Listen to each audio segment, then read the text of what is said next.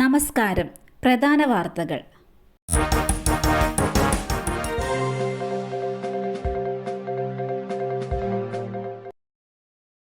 DCC president പുറത്താക്കിയ മണ്ഡലം പ്രസിഡന്റിനെ 2 മണിക്കൂറിനുള്ളിൽ KPCC തിരിച്ചെടുത്തു. ഇടുക്കിയിൽ DCC പ്രസിഡന്റും KPCCയും തമ്മിലുള്ള പോര് മുറുകുന്നു. DCC പ്രസിഡന്റ് CP മാത്യു പുറത്താക്കിയ മണ്ഡലം കമ്മിറ്റി പ്രസിഡന്റിനെ 2 മണിക്കൂറിനകം KPCC തിരിച്ചെടുത്തു. മുട്ടം മണ്ഡലം കോൺഗ്രസ് കമ്മിറ്റി പ്രസിഡന്റ് ഷൈജ ജോമോനെയാണ് DCC മാറ്റിയത്. KPCCയുടെ അനുവാദമില്ലാതെയായിരുന്നു നടപടി. നേരത്തെ പെരുവന്താനം കോൺഗ്രസ് മണ്ഡലം പ്രസിഡന്റിനെ DCC അറിയിക്കാതെ KPCC സസ്പെൻഡ് ചെയ്തിരുന്നു. KPCCയുടെ അനുമതിയില്ലാതെയാണ് ഷൈജയെ DCC പ്രസിഡന്റ് സ്ഥാനത്തു നിന്നും നീക്കിയതെന്നും സമൂഹ മാധ്യമങ്ങളിലൂടെയാണ് KPCC ഇക്കാര്യം അറിയുന്നതെന്നും KPCC വാർത്താക്കുറിപ്പിൽ അറിയിച്ചു. സ്കൂട്ടർ നിയന്ത്രണം വിട്ട് മറിഞ്ഞ് 8 വയസ്സുകാരന് ദാരുണാന്ത്യം. പോളയത്തോട് വാഹനാപകടത്തിൽ 8 വയസ്സുകാരന് ദാരുണാന്ത്യം. ദേവമാതാ സ്കൂളിലെ 3ാം ക്ലാസ് വിദ്യാർത്ഥി വിശ്വജിത്താണ് മരിച്ചത്. പിന്നാലെ വന്ന ബസ് ദേഹത്ത് കയറി ഇറങ്ങിയാണ് അപകടമുണ്ടായത്.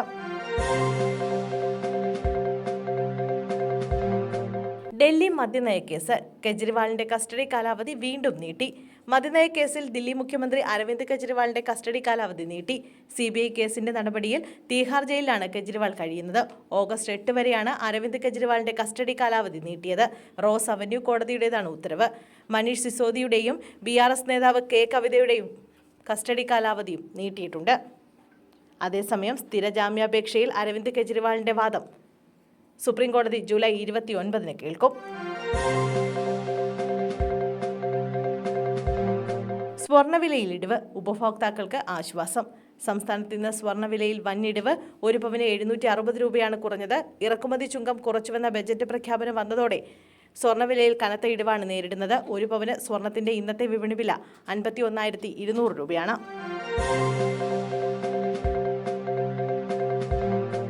ഇന്ത്യൻ രൂപയുടെ മൂല്യം താഴ്ചയിലേക്ക്. ഇന്ത്യൻ രൂപയുടെ മൂല്യം US ഡോളറിനെതിരെ എക്കാലത്തെയും താഴ്ന്ന നിലയിൽ. രൂപയുടെ മൂല്യം 2 പൈസ ഇടിഞ്ഞ് 83.71 രൂപയിലെത്തി.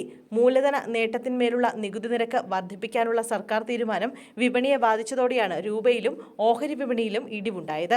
വിദേശ നിക്ഷേപകർ ഇന്ത്യൻ ഓഹരികളിൽ നിന്ന് $350 മില്യൺ പിൻവലിച്ചതിനാൽ ഓഹരി വിപണിയിൽ ഇടിവുണ്ടായി.